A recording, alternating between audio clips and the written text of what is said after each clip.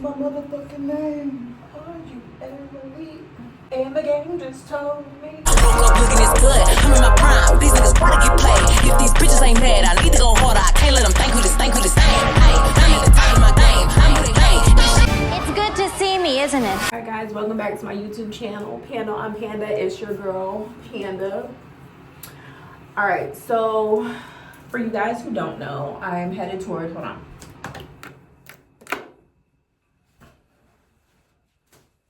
That part. Okay, so for you guys who don't know, I am about to turn 30 this month. Taurus gang. Bow, bow, bow. Bow, bow, bow. Okay, Taurus gang. I'm turning 30 soon, and I don't know, 30 just kind of came at me really, really quickly. I don't know if anybody else can relate and stuff like that, but I'm one of the last of my friends and the last of the people around me to turn 30, and it seems like it hurts, truthfully. Like, I'm not really sure if I'm looking forward to it. I'm not mad that I'm 30 because, you know, it's a blessing to get to 30, but like, I'm still not sure. I'm not sure what it's giving. I'm not sure what 30s is giving for me specifically. But I do know that in the last 30 years, I learned a lot. And there are some things that I wish I knew sooner rather than later. And I kind of wanted to make the video about that today. That and me curling my hair, baby. Okay, y'all about to see me get ready a little bit. Well, really, I'm just going to be doing my hair and stuff. If you're wondering what I'm doing my hair for, y'all, I just like my hair to be done. I'm just like one of those type of people, like, I like my hair to always look like something. So there's not going to be no real technique here, but I bet you it's still going to turn out fly. Like, I bet you.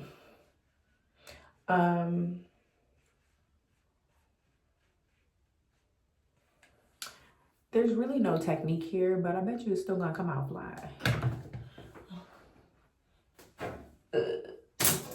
Okay, let me stop playing around. Okay, so the first thing I wanted to put in my top 3 things I wish I would have known when I was younger, or I wish I would have known in my 20s. Okay, so it's the top 3 things that I wish I would have known in my 20s.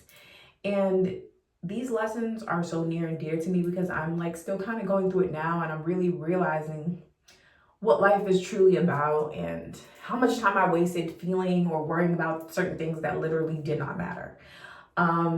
So the first thing I will say that I learned in my 20s is go for the ridiculous job. Go for the outlandish job. Go for like the big dreams first. Like, trust me. If in your 20s you shoot for the stars first, even if you don't make it, you'll still end up in a really, really great place. Like, career-wise, like be an astronaut, being the king of Norway. Yeah, I didn't like that. That was terrible, y'all. Hold on one second. I gotta do that one over.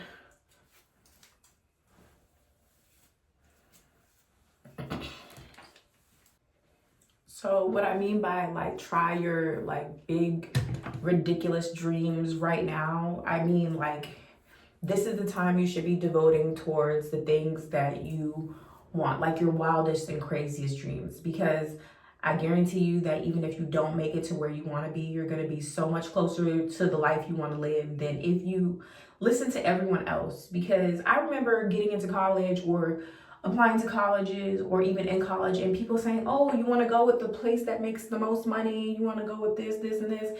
And literally, I noticed that a lot of my friends chose those type of things too, and they don't seem happy. They seem unfulfilled. They seem like they want to switch jobs and careers. And the thing is, you can get a degree in something and end up in a whole different field because you never even liked it to begin with. And that is a long time to sign your life away. I'm telling you, baby, I'm so glad that I just went for the crazy cool jobs and stuff like that. And for the people of color who are applying to the crazy cool job positions and stuff, I definitely recommend you do that. And I understand how hard it is to even get your foot in the door. So brava, bravissima, Bravissima to y'all. But yeah, shoot for the stars. Like, don't let nobody say what you're doing is crazy, because I guarantee you a lot of people would have called what I do now crazy back then. And a lot of people didn't give me support, but they do now and stuff. Now that I'm more consistent and stuff, like, and I was able to get some type of, okay, so my lights are glitching. So I'm gonna turn this on. It shouldn't interfere, but y'all know I do have microphones. And did I plug up my microphone? No, I didn't. So, but moving on. So go for it. Don't be afraid. Shoot your shot at the job that you want the most. And then if you don't get it, at least what you do get will be close to that, okay? Don't let nobody scare you about how much money you can make, because if you're really, really good at your job, baby, you're gonna make a lot of money. And if you really, really like your job, you're gonna make a lot of money. Because half of the nurses, they make a lot of money just because they're at their job a lot. And I don't think half of them have like the real desire to be a nurse. A lot of them are in it for the stability and the money. And it's soul wrecking for them and stuff. My mom went to school to be a teacher and stuff. She doesn't like teaching. She quit. She quit teaching to sell makeup. Baby, don't get trapped is all I'm saying. Don't trap yourself. Shoot for the stars first, and then however life pans out, just be okay with it. Okay, so the next piece of advice that I really wish I had when I was in my 20s, and it would have saved me a lot of time in a lot of different relationships, is like understanding that it doesn't have to be that guy. It doesn't have to be that girl. I know you're in love with her. I know you're in love with him, and I was in love with him, but it don't gotta be that guy, okay? And let me explain to you what I mean by that. What I mean by that is you have to be okay with things not working out. This doesn't mean don't fight for a relationship you really, really want, but it just simply means that sometimes we hold on so tight to things that we're not realizing that God is trying to release us from. The universe is trying to release you from it, Bookie. Like, God is saying that ain't for you, and you're just holding on. You're just holding on so tight, so tightly, ever so tightly. And we can look at the optics of it and say that holding on to relationships that are already dead is embarrassing and stuff like that. But really, it's about valuing your time. But really, it's about valuing your time and realizing that there are other options out there. And with the 8 billion people in the world today, it's quite possible that the person you're dating might not be the person for you, and you might not be the person for them and stuff. So if you're going through a lot of trauma in a relationship, like Pink said, let go. Let go. Please let go. And that's personal to me because obviously in my relationships and stuff like that, for some reason I cannot curl and talk to you guys. I'm not multifaceted. I'm not a multifaceted bitch. But yeah, I remember in my relationships in past years where I would really be holding on because, it would be a thing where we're trying to make it work, he's still trying, so I have to still try, not realizing that just because somebody is still trying to make it work with you doesn't mean that you have to be together. And there's probably a way deeper, greater love out there for you, and that's just being honest. I'm not trying to tear anybody away from their true love, but 9 times out of 10, you think that's your true love, and it's your biggest hater, and you're holding yourself back. You're holding yourself back, and you're holding that person back too. You are. Do better for yourself. It doesn't have to be that guy, and it doesn't have to be that girl. And I know that when it's real love, you have to fight for it. Will always reign true, whether it's in a rom-com or in real life. But you really have to understand when it's time to fight and when it's time to pack it up. Like, you have to read the social signs. You have to read the cues in life of when it's time to pack it up and when it's time to like give it your best. Give it your best effort. Put your best foot forward. And when you love someone, you should always put your best foot forward, but you should also be acknowledging if you guys are not compatible. Like, y'all be scared to let go. It's okay to let go. And trust me, if there's ever any unfinished business between you and that person, they're gonna come back. Trust me. Like, if you let them go and God says it's not finished and there's more to your story than that, then they're gonna come back. You're gonna end up right back with them. I promise you that. So don't like be afraid to go and do other things just because you feel like it will sabotage where you and this person are at. Like, sometimes you need a break. Sometimes you need to go into other situations to truly understand your situation. Sometimes you just need something different, and that is okay and stuff. And I would give that advice to anybody I love, because waiting in a relationship that dries you out and stuff, it sucks the love right out of you. And no offense, in your 20s, you're too young to be bitter. Y'all are too young to be on Facebook and Instagram saying what y'all say and posting what y'all post, okay? We're not supposed to be that bitter. Like, you're supposed to fall in love like a million times before you meet that first one and stuff like that. And it's supposed to be okay, and it's supposed to be authentic and raw and beautiful and stuff, or something like that. Like, let's go with that, all right?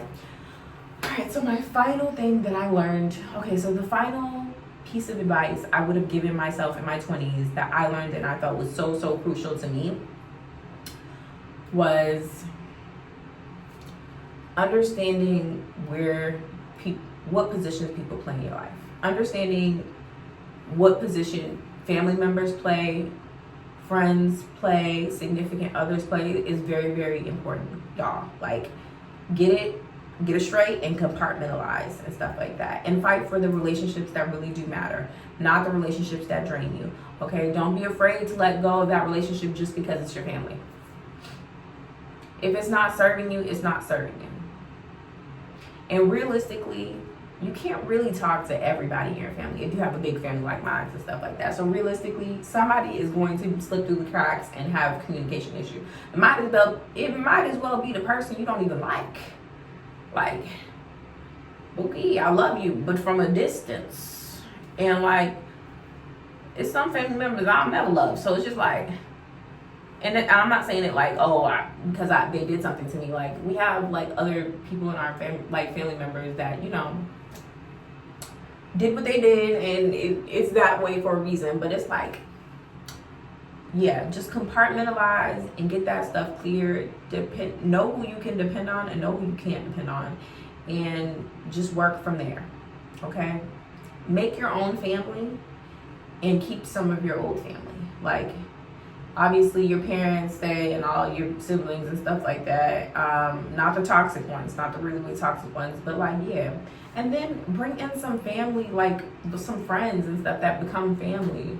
Or some like men that become family, or some women that become family. Like, do that, okay? Build your own family. It's all about building what you love around you, and I'm learning that every day now. And taking my career into my own hands, taking the people I love and decide to be around in my own hands has really, really increased my happiness, and it really has taught me to prioritize myself. And I guess that's the lesson in all of this, is to always prioritize yourself, your wants and your needs, and to be really, really tuned in with yourself, okay? And remember that the most important voice you should listen to is the one in your head.